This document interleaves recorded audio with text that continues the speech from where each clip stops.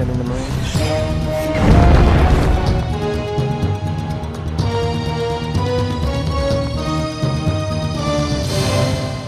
Hola, ¿qué tal? ¿Cómo les va? Recuerda que hace 2 semanas estuvimos dialogando acerca de los distintos conflictos, o el conflicto que en el Oriente Medio es por historia y por repercusión mundial, las diferencias entre palestinos e israelíes, una situación o un diferendo que lleva miles de años en realidad, pero que hace eclosión en esta época de las comunicaciones que son más variadas, más intensas si se quiere, en estos momentos, donde uno se entera casi al instante de lo que pasa, el intercambio inclusive bélico que existe entre israelíes y palestinos. Recuerdo esto porque le decía en su ocasión sobre la creación de un Estado previo que la Autoridad Nacional Palestina estaba considerada como un pre-Estado, un Estado previo a crearse. Esto lo decíamos hace 2 semanas y hace 1 semana exactamente las Naciones Unidas ha determinado que sí, que la Autoridad Nacional Palestina, la ANP, es un Estado y un Estado ahora observador, lo que tiene un estatus más elevado que antes de que nosotros le comentábamos o le hiciéramos justamente este comentario de convertirse en un pre-Estado. Un Estado observador tiene ya participación en los foros internacionales y tiene un poco más de incumbencia dentro de las Naciones Unidas. A raíz de esto, bueno, Israel presentó una protesta y después le vamos a comentar las acciones que surgieron de otros países también producto de esta protesta israelí. Este es uno de los temas que vamos a tratar.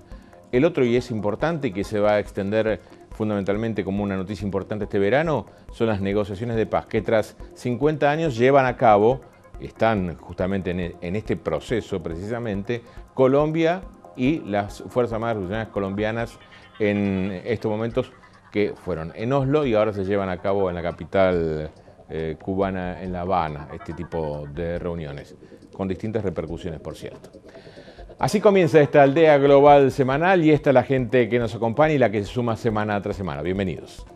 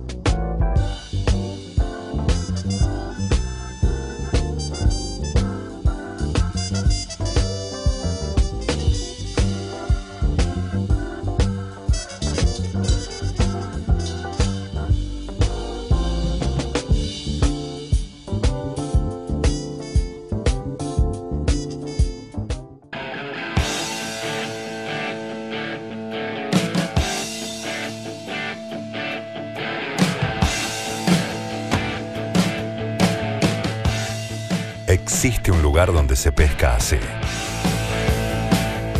Entre Ríos, una tierra diferente.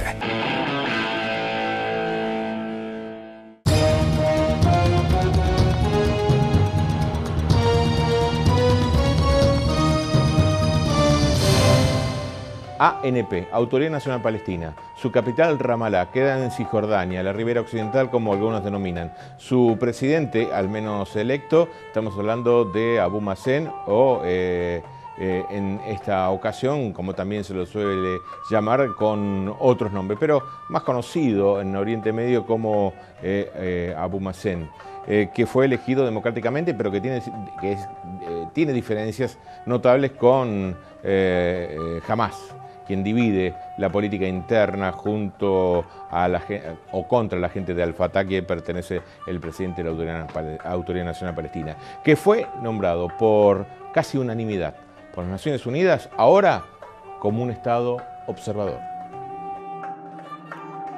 Palestina. Reconocimiento internacional.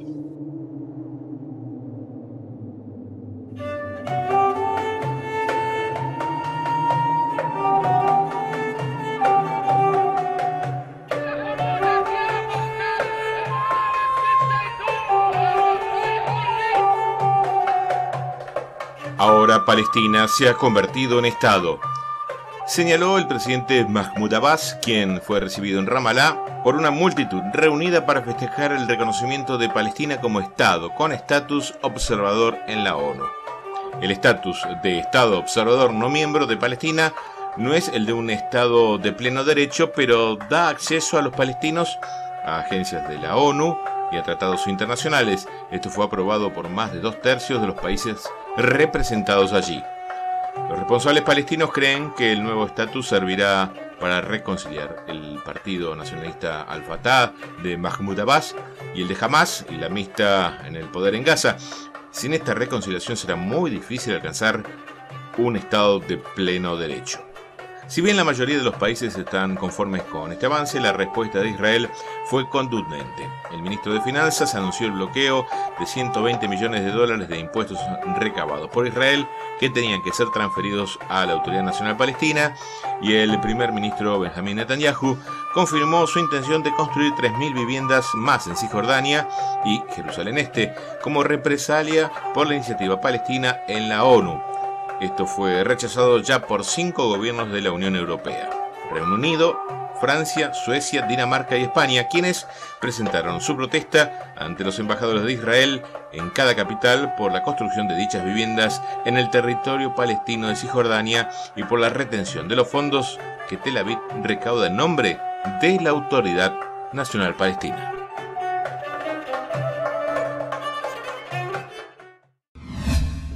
Proceso de paz, el tan esperado, el que tantos presidentes constitucionales en Colombia quisieron llevar a cabo y muchos fracasaron. Sin embargo, la oportunidad histórica la tiene el presidente Santos, el actual presidente colombiano, que inició esta ronda de paz con las Fuerzas Armadas Revolucionarias Colombianas luego de 5 décadas de guerra que aún continúa y de territorio que es tomado también por los guerrilleros, gran parte del territorio colombiano. ¿Se podrá llegar a la paz tras 5 décadas de luchas fratricidas, podríamos decir, en todo Colombia, gran parte de Colombia? Todos esperamos que sí. Colombia. Enfrentamientos y diálogo de paz.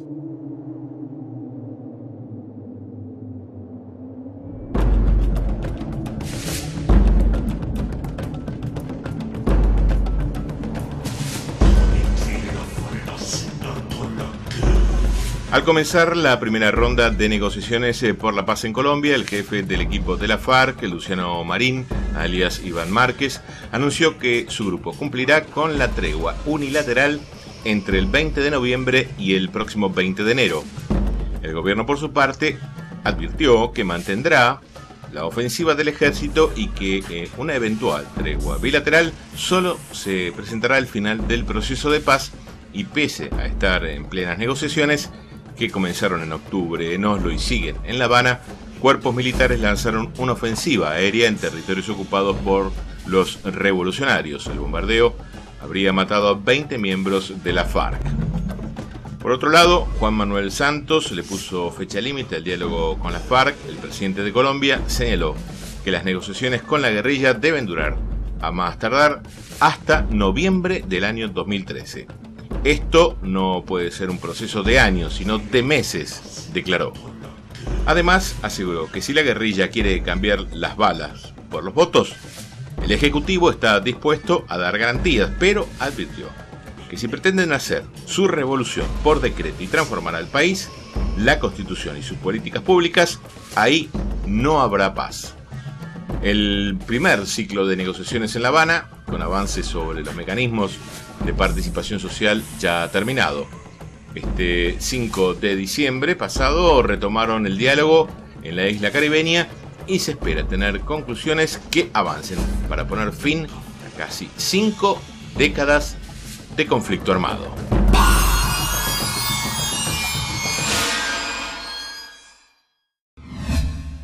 Nos vamos a ir a China. ¿Por qué? Porque todos saben que China es el país que más habitantes tiene en el mundo.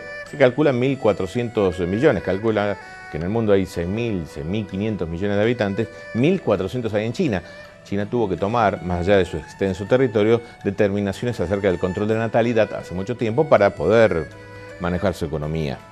De hecho, hay una ley en China que permite los matrimonios por tener un solo hijo, salvo que sea de sexo femenino. Bueno, algunas variantes que le vamos a explicar en este informe. Pero siempre, cuando uno quiere hablar del síndrome del hijo único, puede hacer referencia a que este patrón lo tienen muchos padres, o muchos hijos mejor dicho, de aquellos que tienen hijos en China. Porque todos, en los últimos tiempos, o en las últimas décadas desde que salió esta ley, son hijos únicos. China. Ley del hijo único.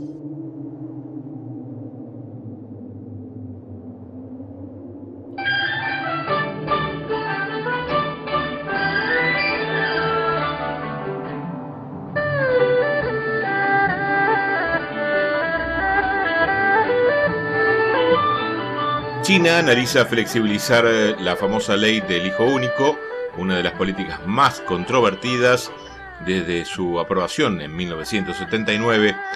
El gradual envejecimiento de su población, la baja tasa de natalidad fruto de la ley, ha hecho que el gobierno analice medidas de urgencia para no caer en un peligroso espiral demográfico.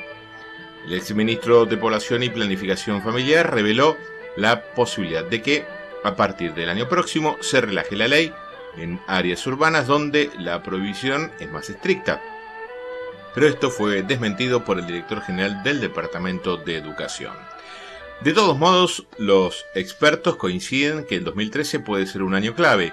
Actualmente solo pueden tener 2 hijos las parejas urbanas, en la que ambos miembros son hijos únicos, o las familias rurales cuyo primer hijo fue una niña. Con la nueva ley, solo se precisaría que el único miembro de la pareja sea hijo único para poder tener 2 descendientes, y en las áreas rurales la prohibición se relajaría todavía más. Estos cambios son inevitables debido a los problemas de población, tanto en el envejecimiento como el enorme desequilibrio justamente de géneros. La tradicional querencia por los varones para garantizar el linaje, la esposa pasa a formar parte de la familia del marido, y es este quien luego cuidará de los padres cuando sean ancianos, provocó millones de abortos de fetos femeninos y abandono de niñas en orfanatos para tratar de tener un hijo varón. Sin embargo, los defensores de la política del hijo único sostienen que gracias a la ley se evitaron 400 millones de nacimientos en China, un hecho que habría arruinado la economía de un país que ya cuenta casi con 1.400 millones de personas.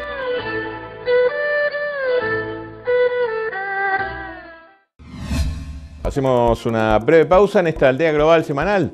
Ya retornamos con los temas que les vamos a anticipar.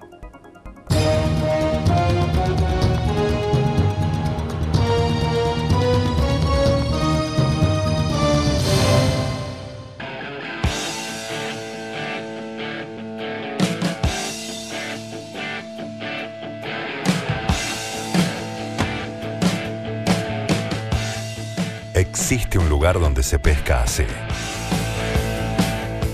Entre Ríos, una tierra diferente. Termas Colón. Próximamente reapertura. Termas Colón. Naturalmente distintas. Taxa. Cintas adhesivas. www.taxa.com.ar. Restaurant y parrilla Popeye, cocina gourmet, pescados de mar y río, pastas caseras, chivitos uruguayos, pizzas por metro, postres y cafetería. Restaurant y parrilla Popeye, en San Martín y Belgrano de Colón. Palmares, cooperativa de crédito limitada. Rápido, fácil, te prestamos 7.200 pesos y los devolvés en cuotas de 889 pesos. Y la primera cuota la pagás el año que viene. Efectivo en el acto, Palmares.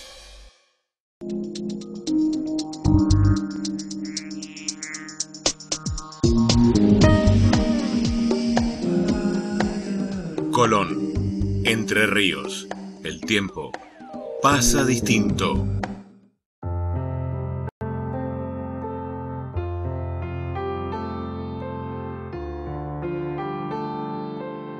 El Centro Terapéutico El Solar Colón, a través de la Fundación Lerralos, sigue trabajando por la plena equiparación de oportunidades.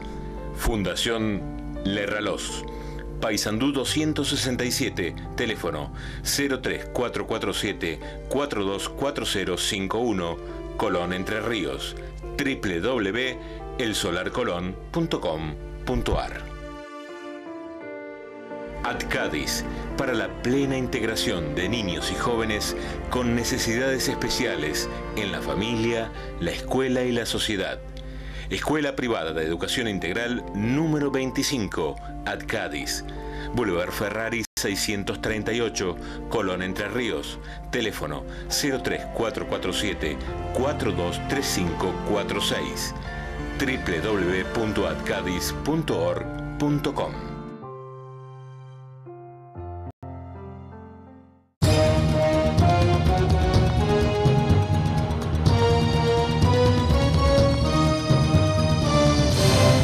Bien, para este segundo bloque le vamos a presentar como anticipo algo muy recordado, el 7 de diciembre de 1941, el día de infame, dijeron los Estados Unidos, porque fue el día que los japoneses bombardearon la fortaleza, o mejor dicho, las instalaciones más importantes del Pacífico navales por parte de los Marines y las fuerzas navales norteamericanas en Pearl Harbor.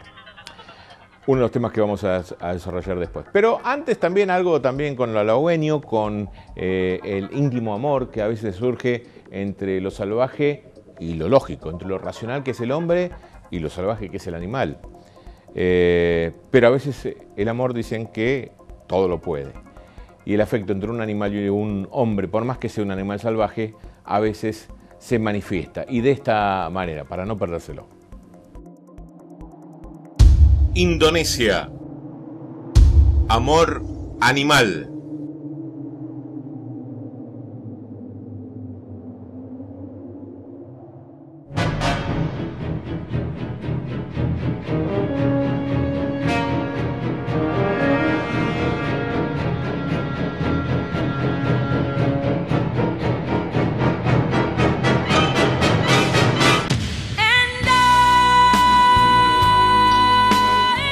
Existe una infinidad de historias de amor en el mundo y esta es una de ellas. Podríamos decir que tras quedar embarazada su pareja la abandona. Sola en el mundo da a luz como madre soltera. Enfrenta innumerables dificultades para mantener a su pequeño, pero un buen día el amor vuelve a tocar a su puerta y luego de tanto sufrimiento en soledad, encuentra a un hombre de infinita bondad que la ayuda incondicionalmente con su hijito. Hasta acá es una historia muy frecuente en el mundo, pero lo extraño de todo esto es que ella es un tigre.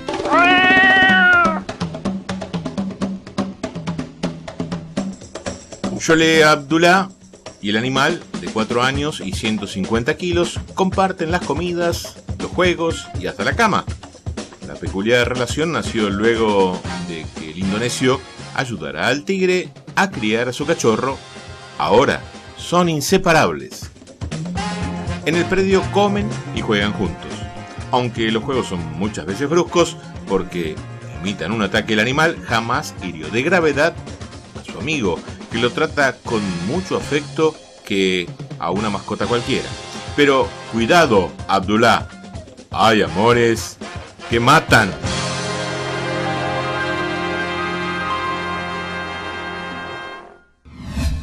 Lo que le habíamos anticipado, el recuerdo en el informe especial de lo que pasaba hace 71 años, cuando el 7 de diciembre de 1941 fue atacado sin previo aviso y declarado la guerra posteriormente, y Estados Unidos entró directamente en la Segunda Guerra Mundial con el ataque japonés a Pearl Harbor, allí en las Islas Hawái.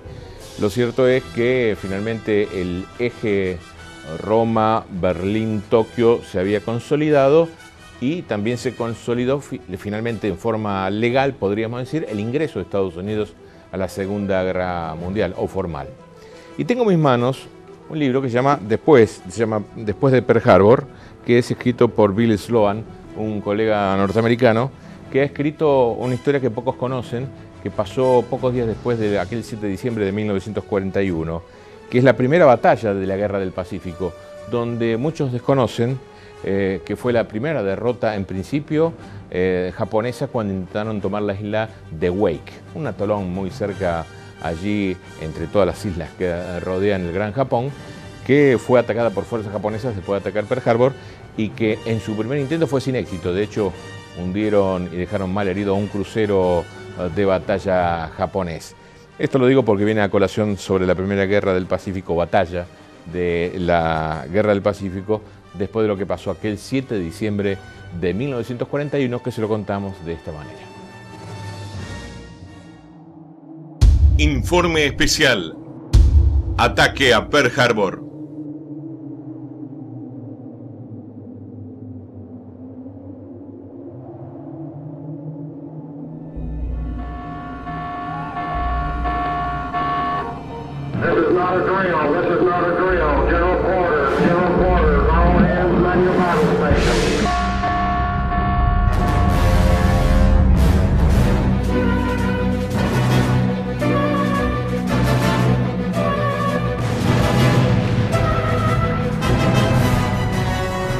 En la mañana del 7 de diciembre de 1941, la Armada Imperial Japonesa emprendió una sorpresiva ofensiva militar contra la base naval de los Estados Unidos en Pearl Harbor, Hawái. El ataque pretendía ser una acción preventiva destinada a evitar la intervención de la Flota del Pacífico norteamericana en las acciones militares que el Imperio japonés planeaba realizar en el sudeste asiático, contra las posiciones ultramarinas del Reino Unido, los Países Bajos y los propios Estados Unidos. 353 aeronaves japonesas que incluían cazas de combate, bombarderos, torpederos, despegaron de 6 portaaviones y atacaron la base naval. Resultaron dañados 8 acorazados estadounidenses atracados en el puerto, y 4 de ellos se hundieron. El ataque también hundió o dañó 3 cruceros, 3 destructores, un buque escuela y un minador. Los norteamericanos perdieron 188 aeronaves, murieron 2.402 estadounidenses y 1.282 quedaron con heridas de diversa consideración. Los nipones perdieron 29 aeronaves y 5 mini submarinos, además de sufrir 65 bajas militares entre muertos y heridos. Asimismo, un marino japonés fue capturado vivo. El ataque conmocionó profundamente al pueblo estadounidense y llevó directamente a la entrada de los Estados Unidos en la Segunda Guerra Mundial, tanto en los teatros de guerra de Europa como del Pacífico. Al día siguiente del ataque, el 8 de diciembre de 1941, los Estados Unidos le declararon la guerra al Imperio japonés. El apoyo interno en Norteamérica a la no intervención en el conflicto mundial, que había sido fuerte, desapareció por completo, mientras que la asistencia clandestina al Reino Unido fue reemplazada por una alianza plena. Las operaciones posteriores de los norteamericanos llevaron a la declaración de guerra de la Alemania nazi y la Italia fascista el 11 de diciembre, lo que fue correspondido por los Estados Unidos al día siguiente. Los hechos ocurridos aquella mañana del 7 de diciembre de 1941 quedaron profundamente marcados en la conciencia del pueblo norteamericano, que 60 años después revivió el horror de sentir a la nación bajo fuego en el atentado terrorista a las Torres Gemelas, aquel recordado también 11 de septiembre, pero del año 2001. Bien, hasta aquí llegamos en esta Aldea Global Semanal. Como siempre, le agradecemos a aquellos que están del otro lado. Agradecemos su compañía, como siempre. Los correos electrónicos que recibimos a nuestro correo, que es aldeaglobalsemanal@gmail.com, o las visitas que hace la gente a nuestro portal www.aldeaglobalsemanal.com Como siempre agradecemos también a los anunciantes que están saliendo en estos momentos y que semana a semana se suman a esta propuesta de resumen internacional con gran beneplácito y agradeciendo a cada uno de ellos una vez más.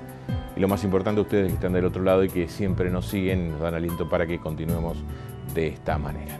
Por su compañía, muchas gracias. Que sigan bien.